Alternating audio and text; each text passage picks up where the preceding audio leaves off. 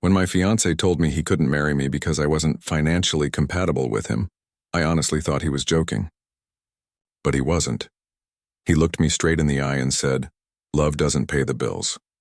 Just like that, 4 years of love, loyalty, and dreams went up in smoke. He left me for a woman who made more money, someone who fit into his perfect little world of status and success. But here's the thing. A year later, when everything fell apart for him, he came crawling back to me begging for another chance. And what I did next? Let's just say it was the moment I finally took my power back. So tell me, was I wrong for how I handled it? Daniel and I met in college. He was studying finance and I was an English major. We couldn't have been more different. He was confident, charming, and had this plan for his life that seemed bulletproof. Meanwhile, I was just trying to figure out who I wanted to be. I fell for him hard. He wasn't just handsome. He was ambitious, passionate, and at the time seemed to genuinely care about me. He said I grounded him, that I reminded him life wasn't all about money. It was cute at first, but eventually that difference between us stopped being cute. It became a problem. After graduation, he landed a high-paying job at a financial firm, while I started as a junior copywriter at a small marketing agency. My salary wasn't impressive, but I loved my job. Daniel, though, started to change. His world became filled with business dinners, expensive suits, and talk about promotions and bonuses. He started making these little comments that stung more than I wanted to admit. "You should really think about moving into a higher-paying field. Or don't you ever worry about not having financial security?" I laughed it off at first, but over time it became clear. He didn't see us as equals anymore. When he proposed, I thought maybe I was overthinking it. He took me to Lake Tahoe, got down on one knee, and told me he couldn't imagine life without me. I said yes without hesitation. I thought that meant we'd finally be on the same team. But a month later, he handed me a prenuptial agreement. I know some people see those as practical, but his was so one-sided it felt like an insult. It basically said that if we ever divorced, I'd get nothing. No property, no assets, no support. I remember staring at the papers, wondering what kind of person asks for that before you even walk down the aisle. When I confronted him, he said, "It's just business, Emily, you wouldn't understand." That sentence broke something inside me. Things only got worse after that. His mom didn't like me. She thought I was sweet but unambitious. She made comments about how Daniel needed someone who could match his lifestyle. I overheard her once say, "She'll be a burden." When I told Daniel, he brushed it off. "She doesn't mean it like that," he said. But deep down, I think he agreed. The breaking point came during wedding planning. I wanted something small and meaningful. He wanted a grand ballroom event that cost more than I made in a year. When I said we couldn't afford it, he snapped, "If you can't contribute equally, maybe you shouldn't have a say." I just stood there completely stunned.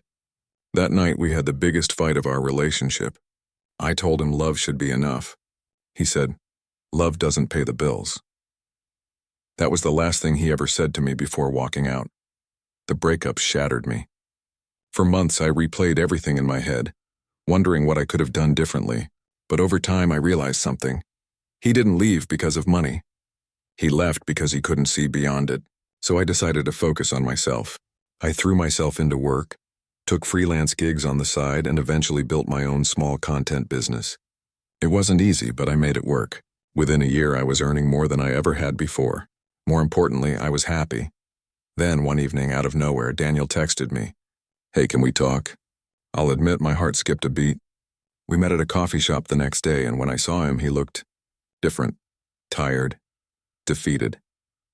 He told me he'd gotten engaged again to a woman named Jessica, a financial analyst, but things didn't work out. She'd cheated on him with one of his coworkers. I didn't say it out loud, but part of me thought karma. He told me losing her made him realize what he'd lost with me.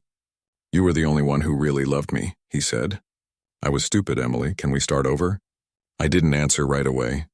I told him I needed time to think. For a few weeks, we met up occasionally. He was softer now, less arrogant. He told me he'd changed, that money didn't matter anymore. I wanted to believe him. But then he started making those same little comments again, asking about how much I made, how my business was doing, whether I was investing my income wisely. That's when I realized he hadn't changed at all.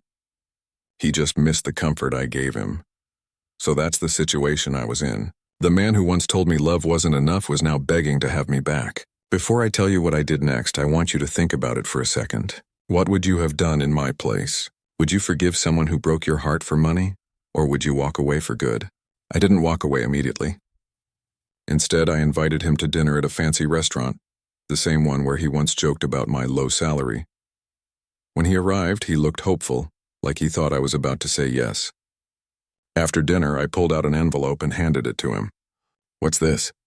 he asked. I smiled. "It's a contract," I said. Inside was a mock relationship agreement with terms similar to the prenup he once made me sign. Only this time, the roles were reversed.